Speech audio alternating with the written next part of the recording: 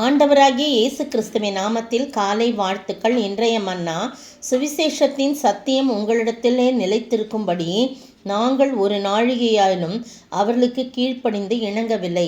கலாத்தியர் 2:5. இதில் அப்போஸ்தலனாகிய பவுல் எழுதுகிறாரு, நாங்கள் சுவிசேஷத்தின் சத்தியம் உங்களிடத்தில் நிலைத்திருக்கும்படிக்கு.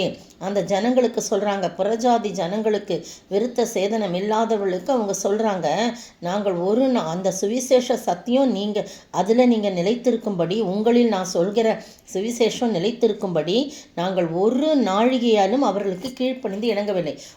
யாருக்கு அப்படின்னு சொல்லும்போது, அதுக்கு முந்தின வசனம், கிறிஸ்து இயேசுவுக்குள் நமக்கு உண்டான சுயாதீனத்தை உளவு பார்த்து நம்மை நியாய பிரமாணத்திற்கு அடிமைகளாக்கும் பொருட்டாக பக்க வழியாய் நுழைந்த கள்ள சகோதர நிமித்தம் அப்படி ஆயிற்றுன்னு சொல்லப்படுறது. பாருங்க, பக்க வழியாய் நுழைந்து சில பேர் என்ன பண்ணுவாங்க, இந்த விதமாக சத்தியம் போதிக்கப்படாதபடி, சுவிசேஷம் போதிக்கப்படாதபடி பல தடைகளை உண்டு பண்ணுவாங்க. ஆனால் நாங்கள் அவங்களுக்கு ஒரு நாழிகையில அவங்களுக்கு கீழ்ப்படிந்து இணங்கலை. அவங்க சொல்கிறதுக்கு உங்களில் அந்த சுவிசேஷ சத்தியம் நிலைத்திருக்கும்படி நாங்கள் அப்படி செஞ்சோன்னு சொல்லி 14 வருஷம் சென்ற பின்பு தீத்துவை பவுல் கூட்டிக்கிட்டு பர்னபாவோட கூட எருசலேமுக்கு போனேன் அப்படின்னு சொல்கிறார். அப்போது நான் தேவ அறிவிப்பினாலே போய் புறஜாதிகளிடத்தில் நான் பிரசங்கிக்கிற சுவிசேஷத்தை அவர்களுக்கு விவரித்து காண்பித்தேன். பாருங்கள், அப்போஸ்தலனாகிய பவுல் தீத்துவையும் கூட்டிக்கிட்டு பர்னபாவோட கூட எருசலேமுக்கு போய் ஆண்டவர் கட்டளையிட்டபடி புறஜாதிகளிடத்தில் பிரசங்கித்த சுவிசேஷத்தை அவர்களுக்கு விவரித்து காண்பிக்கிறேன். ஆயினும் நான் ஓடினதும் வீணாகாதபடிக்கு எண்ணிக்கை உள்ளவர்களுக்கே தனிமையாய் விவரித்து காண்பித்தேன். எப்படி பாருங்க, அவ்வளோ அருமையாக சொல்கிறாரு. நான் நிறைய பேருக்கு தனிமையாய் விவரித்து நான் சுவிசேஷத்தை காண்பித்தேன். ஆனாலும் என்னுடனே கூட இருந்த தீத்து கிரேக்கனாயிருந்தும் விருத்த சேதனம் பண்ணி கொள்ளும்படி கட்டாயம் பண்ணப்படவில்லை. யாரையும் கட்டாயம்லாம் பண்ணப்படலை. ஏன்னா நான் விருத்த சேதனம் இல்லாதவர்களுக்கு சுவிசேஷம் அறிவிக்கிறதுக்கு தான் கடவுள் என்னைய நியமிச்சிருக்கார். பார்த்தீங்கன்னா அந்த வசனம் சொல்லுது, 7ஆம் வசனமோ 8ஆம் வசனமோ, விருத்த சேதனம் உள்ளவர்களுக்கு அப்போஸ்தலனாய் இருக்கும்படி பேதுருவை பலப்படுத்தினவர் புறஜாதிகளுக்கு அப்போஸ்தலனாய் இருக்கும்படி என்னை பலப்படுத்தினபடியினால அப்படின்னு சொல்கிறார். இப்போ அப்போஸ்தலனாகிய பவுல் புறஜாதிகளுக்கு தான் அப்போஸ்தலனாய் இருக்கும்படி பலப்படுத்தினால நான் விருத்த சேதனம் உள்ளவர்களுக்கு சுவிசேஷத்தை பிரசங்கிக்கும்படி பேதுருவுக்கு கையளிக்கப்பட்டது போல விருத்த சேதனம் இல்லாதவர்களுக்கு பிரசங்கிக்கும்படி அது எனக்கு கையளிக்கப்பட்டிருக்கிறது அப்படின்னு சொல்லி அதை சொல்கிறார். பாருங்கள், எவ்வளோ அருமையாக அவர் பிரசங்கம் பண்ணுறாரு, சுவிசேஷத்தை அறிவிக்கிறாரு. அதில் ஜனங்கள் நிலைத்திருக்கும்படியாக இவர் எந்த இடத்திலும் பிசகாமல், யாருக்கும் இணங்காமல் சுவிசேஷத்தை அவர் அழகாக போதிக்கிறத நம்ம பார்க்குறோம்.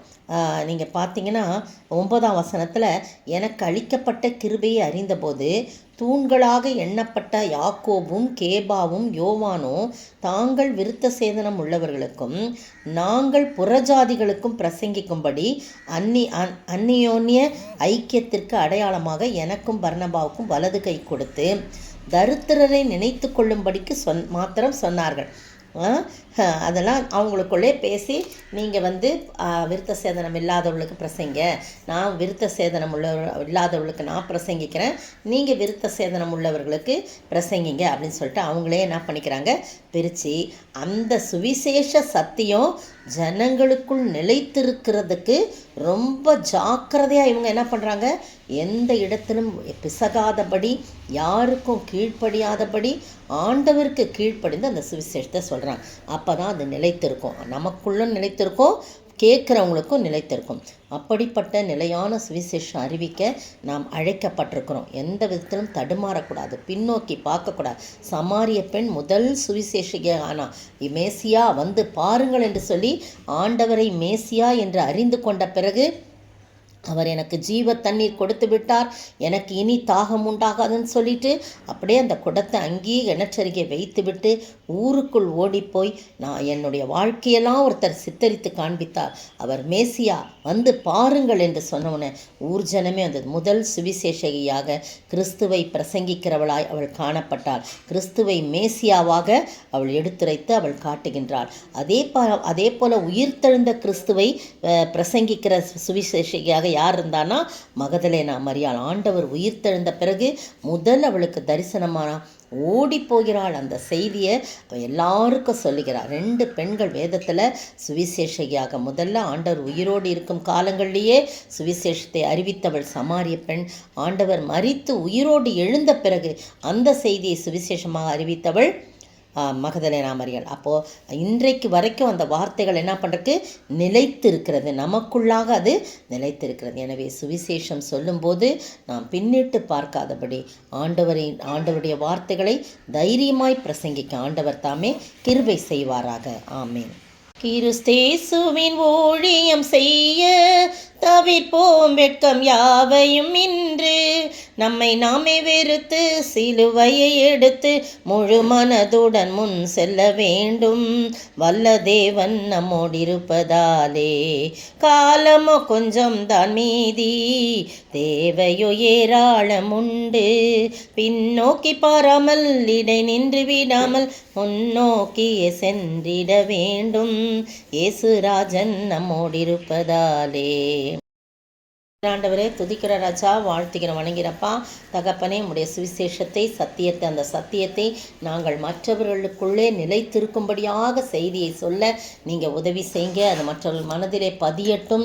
ஆண்டவரே, நாங்களும் அதில் நிலைத்திருக்கணும், சொல்கிறவங்களும் நிலைத்திருக்கும்படியாக அங்கேயும் இங்கேயும் நிலை மாறி போகாதபடி உம்முடைய வார்த்தைக்கு கீழ்ப்படிந்து காரியங்களை செய்ய நீர் உதவி செய்ய வேண்டுமா. கர்த்தரும் மீட்பரும் ராஜாவுமா இயேசு கிறிஸ்துவின் விலையேற பெற்ற நாமத்தில் ஜெபிக்கிறேன் பிதாவே, ஆமேன். நேற்றைய பதில் எரேமியா தீர்க்கதரிசியினால் உரைக்கப்பட்டது அப்பொழுது நிறைவேறிற்று. மத்தேயு 2:18. இன்றைய கேள்வி, ஏரோதின் மகன் யார்? ஏரோதின் மகன் யார்?